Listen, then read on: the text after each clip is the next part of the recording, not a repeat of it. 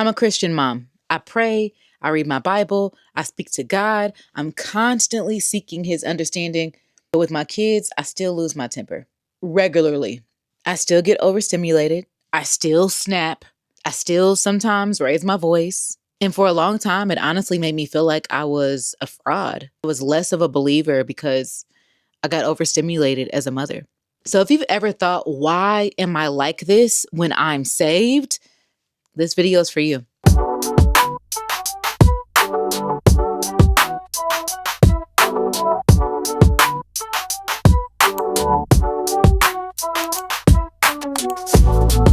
I think there's an unspoken pressure in Christian spaces to show up perfect inside of your home and outside of your home. Especially for us mothers, it's almost like us breaking is against the law, to be honest. We are called to be gentle, soft, patient, and that's how the world expects us to show up 100% of the time. And let me talk about being peaceful all the time. And you almost feel like sometimes because I gave my life to Christ, that means that I have to be this perfect Christian, this perfect believer. It means I have to walk the straight and narrow and never trip, never stumble, always be walking in perfect peace. But life looks like spilled milk and the kids forgetting to wash the dishes and you being the one to take out the trash, even though there's two other people who live in the house with you. Life looks like being overwhelmed. It looks like limited sleep. It looks like 1,000,001 decisions. And you are the one who has to make them all. And suddenly you find yourself no longer responding, but you find yourself reacting. And this is the part that I want to talk to you about today. Just the other day, my youngest daughter had a situation, and the way that I responded to it, I wasn't proud of. I yelled at her. I was upset. I did not lower my tone. And even after the fact, I had to realize that this was an opportunity for me to apologize to the way that I spoke to my daughter, to apologize for the way that I responded in frustration off of something that was a big thing, but it could have been handled in a more mature way. Kids look at us to respond to situations in ways that are graceful, but truth of the matter is my life is going crazy. And I'm trying to figure out a way to manage the way that I speak to them, even in frustration. Most of the time when I lose my temper, I don't correlate it to me being a bad mom. I correlate it to me being overstimulated. And that's human. This is the part that used to mess with me the most is why hasn't God taken this thing away? If the Holy Spirit resides in me, why am I angry? And I've had to wrestle with that truth. Galatians chapter 5, verses 22 through 23 discuss the fruits of the Spirit. And the Bible says that self-control is also a fruit of the Spirit. It's not like a switch that you turn on and off. But this is the thing. Fruit takes time to grow. Think about it. You cannot plant an apple tree and expect apples to be on there the very next day. It takes time. If it takes time for nature to grow, it takes time for you to grow spiritually too. So give yourself some grace. And this is how you give yourself some grace. You reframe it. Struggling doesn't mean that you're far from God. What it means is that God is working on you. And conviction in an experience that you've done or something that you've done wrong, conviction is not condemnation. Conviction is a constant reminder that God still has his hand on you. So here are some practical things that I'm doing to help me control my frustrations when I'm overly stimulated.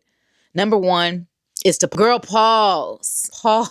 If that means going in your room, shutting the door, really, sometimes I have to talk to my daughters and I have to say, girls, I am processing things right now. I need a moment to step away. I'll go in my room. I'll shut the door. I'll go in the back of my closet and I will go pray. Or pausing in conversation, mid-conversation, give me a moment. Let me process this. Step away. Where is your safe space in your home where you can step away for a moment and reflect? Pause. Sometimes I just pray, Lord, give me the words to say so that I'm not reacting. God, give me clarity in this moment. God, give me your godly wisdom on how to parent. God, give me your insight. God, show me how to speak to my child, right? The one that you've gifted me with. Show me how to speak to my child. Number two is repair over perfection. I'm learning that I don't have to be perfect even with my kids. I'm learning that the way that I go in to repair the situation is better than me showing up as this perfect parent because I'll never be a perfect parent. I'll never be that. But what I can be is a parent that is focused on loving her children, a parent that is focused on repairing relationships with her children. I can be that. I'm learning that what matters most is not that I'm a parent that doesn't mess up, but I'm a parent that actively tries to repair. Number 3 is checking the root of it all. Where is this frustration coming from? Like I told you earlier, usually I have a shorter temper when I'm overstimulated. Am I overextending myself? Am I picking up too many projects? Am I giving myself too many expectations? And 2, life happens. And sometimes things go on in your life that you don't want to face, you want to push to the back burner, and those things start to bubble up. What have I not taken to God? What have I been holding on to that I have not been taking to our Father so that he can help me through the process? Jesus saved me because he knew I needed him. And the same goes for you. He saved you because he knew you needed him. And motherhood is one of the tools that God uses to sanctify us, to grow us in our faith. We are literally developing future disciples.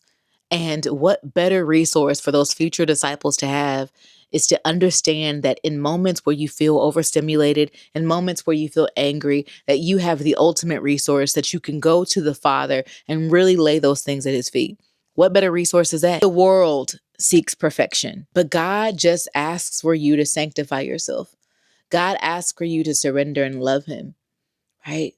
God asks for an opportunity for him to show you what real love looks like. This is what God asks for. So if you've lost your temper today and you feel like you're a bad mom, let me be the one to reassure you, baby, you are not alone. Girl, these kids be doing the most. They do. But we have an amazing opportunity to steward our children and to not carry the weight of expecting to be perfect parents. You're still a good mother. You're still loved by God. You're still growing. You're still learning.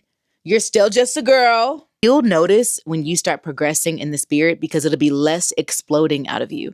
It'll be less exploding and you won't even be the only one to notice it. Your kids will notice it. Oh, hey, mama, you haven't really gotten too angry at me over the last couple of weeks, right? It'll be less of a reacting aspect and more of you repenting. You'll start giving yourself less shame and more grace in situations when you start noticing that you are progressing in the spirit, even in your parenting. And that, my friend, is beautiful. If you feel like this video at all helped you feel seen in your parenting, please let me know in the comment section. I pray that this video reaches exactly who it needs to reach in the moment that they need it. And let me know, what's the hardest part of parenting for you? What is the hardest part of motherhood for you right now? I'm raising a teenager and a preteen. Enough said. And we're both going to grow in our faith, become better parents, and steward exactly what God has for us. We're not searching for perfection. We're seeking sanctification. We're seeking to be Christ-like and show our kids exactly what that looks like. And if you're a mother growing in her faith and being a mother and carrying the weight of the world like we always do, you're in the right place. It is a blessing to have you here. Let's keep growing in the spirit together. I love you. Bye.